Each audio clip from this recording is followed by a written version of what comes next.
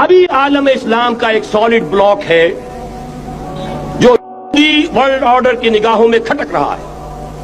میں کھٹکتا ہوں دل یزداں میں کانٹے کی طرح. اگرچہ ان کی اسٹریٹجی کیا ہے, ایک ایک کر کے ان کے حصے بکھرے کر کے دیا پانچا کرو. ابھی وہ بلاک کون سا ہے؟ ایران ہے, افغانستان ہے, پاکستان ہے اور روسی ترکستان سے آزاد ہونے والی جو ریاستیں ہیں. یہ ایک سالڈ بلاک. یہ عجمی مسلمان عربی نہیں, عربی گئے, یہ نوٹ کر لیجئے. اس لیے کہ عربوں کو اللہ نے فضیلت دی تھی, محمد ان میں سے تھے صلی اللہ علیہ وسلم, یہ رتبہ بلند ملا جن کو مل گیا. لیکن ساتھ ہی اللہ نے دھمکی بھی دے دی تھی سورہ محمد میں, ان تتولوا یستبدل قوما غیرکم, اگر تم پیٹھ دکھا دو گے اس مشن کو جو ہم نے تمہارے حوالے کیا ہے, تمہیں ہٹائیں گے, کسی اور کو لے آئیں گے. اور یہ بات ہو چکی ہے 13ویں صدی عیسوی میں. 1258 میں جب سقوط بغداد ہوا ہے, عربوں کے ہاتھ سے عالم اسلام کی قیادت چھین لی گئی, معذور کر دیے. اس کے بعد قیادت کن کے ہاتھوں میں آئی؟ ترکوں کے ہاتھ میں.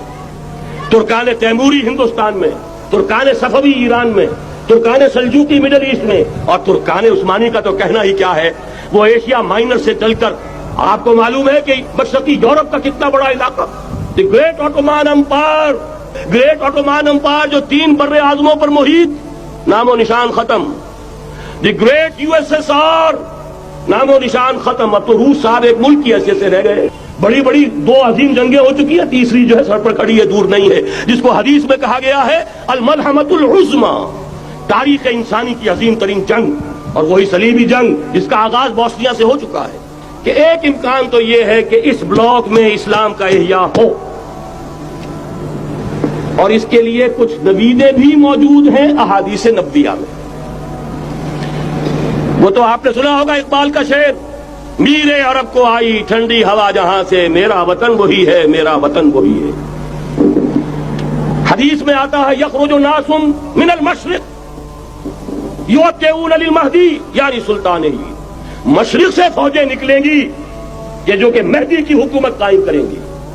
یہ مہدی اہل تشیع کے مہدی اور ہیں, ہمارے مہدی اور ہیں.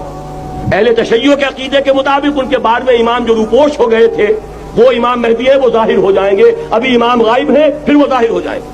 ہمارے نزدیک یہ مہدی پیدا ہوں گے یا ہو چکے ہوں, اور یہ ہوں گے حضرت فاطمہ کی نسل ہی سے رضی اللہ تعالی عنہا. لیکن عالم عرب کے اندر پھر ایک طاقت بن کر ابھریں گے, باطل کی قوتوں کے خلاف جہاد کریں گے. لیکن ان کو مدد آئے گی 2 طرف سے, ایک زمینی مدد آئے گی مشرق سے, ایک آسمانی مدد آئے گی. عیسیٰ ابن مریم کا نزول, حضرت مسیح علیہ الصلوۃ والسلام جو زندہ آسمان پر اٹھائے گئے تھے نازل ہوں گے. اور در حقیقت ان 2 مددوں کے نتیجے میں پھر یہود کا قلعہ قمع ہوگا, اور یہی گریٹر اسرائیل ان کا گریٹر گریو یارڈ بن کر رہے گا, عظیم تر قبرستان بن کر رہے گا. اس کی بڑی واضح حدیثیں موجود ہیں, اس کی بڑی تفصیلی خبریں موجود ہیں. یہ احادیث کی کتب کے اندر بدقسمتی سے ہماری اس کی طرف توجہ نہیں ہے. یہ جو جنگیں ہونے والی ہے, یہ جو خیر و شر کا مارکا دنیا کو ہے, پھر مارکا ہے روح و بدن پیش. تہذیب نے پھر اپنے درندوں کو ابھارا, اللہ کو پامر دیے مومن پہ بھروسہ, ابلیس کو یورپ کی مشینوں کا سہارا.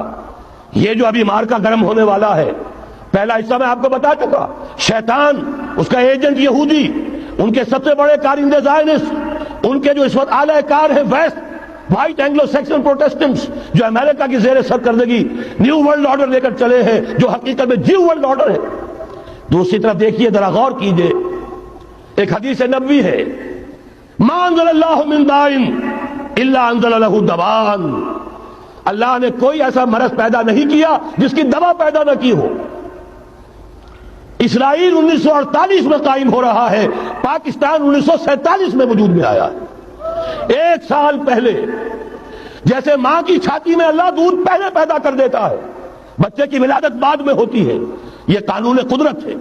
اسی طریقے سے توڑ اس کا در حقیقت اسرائیل کا توڑ ہے جو پاکستان کی شکل میں وجود میں آیا. یہ دوسری بات ہے کہ ہم بھٹک گئے, منزل کا سراغ بھول گئے. ہم آ کر دولت کے پھندوں میں, اور سب سے بڑھ کر یہ کہ جو متروکہ جائیداد کے لالچ, ہم اس میں پڑ گئے, بھول گئے یہ پاکستان کس لیے بنایا تھا, بھٹک گئے.